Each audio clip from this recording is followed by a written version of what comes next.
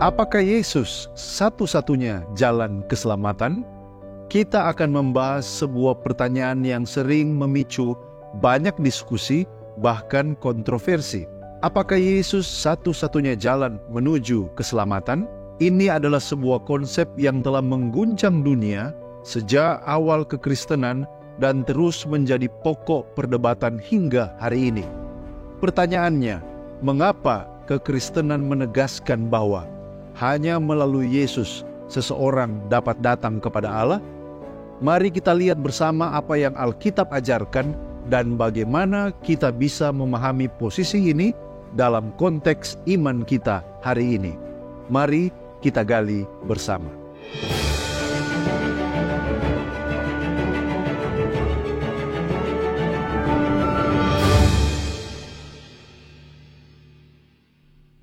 Yang pertama kita melihat sejarah dan konteks Kristiani. Mengapa Yesus saja?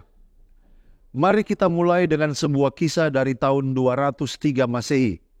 Ketika seorang wanita muda bernama Perpetua berusia 22 tahun, dia ditangkap oleh pemerintah Romawi.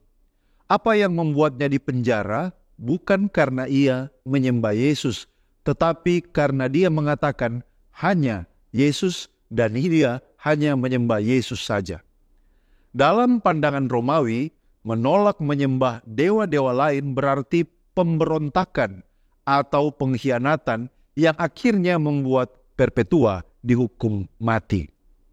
Mengapa tindakan seperti ini begitu berbahaya? Karena kekristenan menegaskan bahwa Yesus adalah satu-satunya jalan untuk mendekat kepada Allah. Sebuah gagasan yang sangat bertentangan dengan pandangan pluralisme agama Romawi dan bahkan dengan banyak pandangan dunia modern pada saat ini. Poin yang kedua, kita melihat tentang pluralisme agama atau semua jalan menuju Tuhan. Saat ini banyak orang yang percaya pada konsep pluralisme agama yang mengatakan bahwa semua agama di dunia ini sama-sama valid dan Yesus hanyalah salah satu dari sekian banyak cara untuk mencapai Tuhan. Tetapi jika kita menyelidiki lebih jauh, pluralisme agama memiliki masalah besar. Setiap agama besar di dunia memiliki keyakinan yang sangat berbeda dan bertentangan satu sama lain. Contoh yang sederhana, Islam percaya bahwa adanya Tuhan yang pribadi yang menciptakan alam semesta, bahwa manusia berdosa dan akan dihakimi pada akhir zaman. Sebaliknya, Buddhisme menyangkal konsep ini. Buddhisme tidak mengakui Tuhan yang pribadi, tidak ada dosa, dan tujuan hidup bukanlah keselamatan, tetapi peleburan diri. Dari perbandingan ini saja, kita bisa melihat bahwa dua pandangan yang sangat bertentangan tidak mungkin keduanya benar.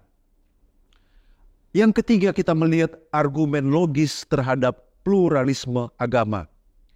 Ada beberapa argumen yang sering dipakai oleh pendukung pluralisme agama yang jika dilihat lebih dekat, sebenarnya merupakan kesalahan logika. Misalnya, ada argumen yang mengatakan bahwa siapapun yang percaya kepada kekristenan adalah benar dan agama lain salah dianggap sombong.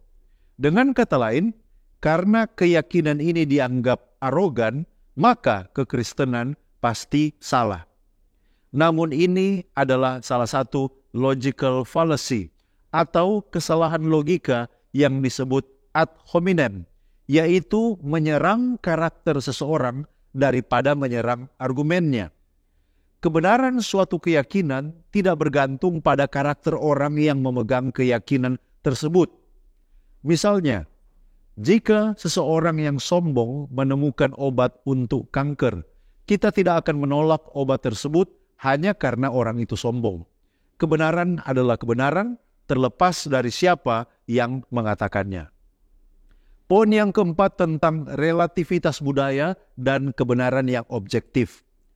Argumen lain yang sering diajukan adalah bahwa keyakinan agama seseorang bergantung pada di mana mereka dilahirkan. Misalnya, jika Anda dilahirkan di Pakistan, kemungkinan besar Anda akan menjadi Muslim. Jika Anda dilahirkan di Irlandia, Anda mungkin akan menjadi Katolik. Oleh karena itu, keyakinan agama dianggap relatif dan tidak ada yang benar secara objektif. Argumen ini juga adalah sebuah kesalahan logika yang disebut genetic fallacy, yaitu mencoba membantah kebenaran suatu keyakinan dengan melihat asal-usul keyakinan tersebut. Kebenaran suatu keyakinan tidak ditentukan oleh bagaimana seseorang sampai pada keyakinan tersebut. Misalnya, hanya karena seorang di Yunani kuno percaya bahwa matahari mengelilingi bumi, bukan berarti kepercayaan kita sekarang bahwa bumi mengelilingi matahari itu salah. Poin yang kelima, bagaimana dengan mereka yang belum pernah mendengar tentang Yesus? Salah satu kebenaran terbesar terhadap gagasan bahwa Yesus adalah satu-satunya jalan adalah pertanyaan. Bagaimana dengan mereka yang belum pernah mendengar tentang Yesus? Apakah mereka akan binasa? Alkitab dengan jelas menyatakan bahwa Allah mengasihi semua orang dan ingin agar semua orang datang kepadanya untuk memperoleh hidup yang kekal. Dalam 1 Timotius 2 ayat 4 dikatakan bahwa Tuhan ingin semua orang diselamatkan dan memperoleh pengetahuan tentang kebenaran. Melalui Yesus, Allah telah menyediakan satu jalan keselamatan bagi semua orang, termasuk mereka yang mungkin belum mendengar tentang Dia.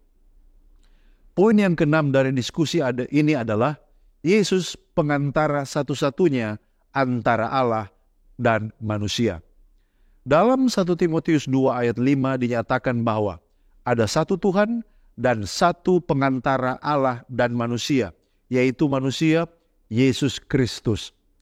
Ini adalah pernyataan yang tegas bahwa tidak ada jalan lain untuk mencapai keselamatan kecuali melalui Yesus. Beberapa orang mungkin merasa sulit menerima ini, tetapi penting untuk memahami bahwa ini bukan tentang eksklusivitas dalam artian menghalangi orang lain, tetapi tentang kesempurnaan kasih dan kebenaran Allah yang dinyatakan melalui Kristus. Yesus bukan hanya jalan di antara banyak jalan, tetapi Dia adalah jalan satu-satunya yang Allah berikan sebagai anugerah keselamatan.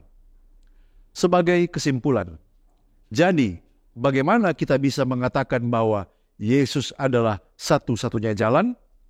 Jawabannya terletak pada klaim Yesus sendiri dan kebenaran yang diungkapkan oleh firman Tuhan.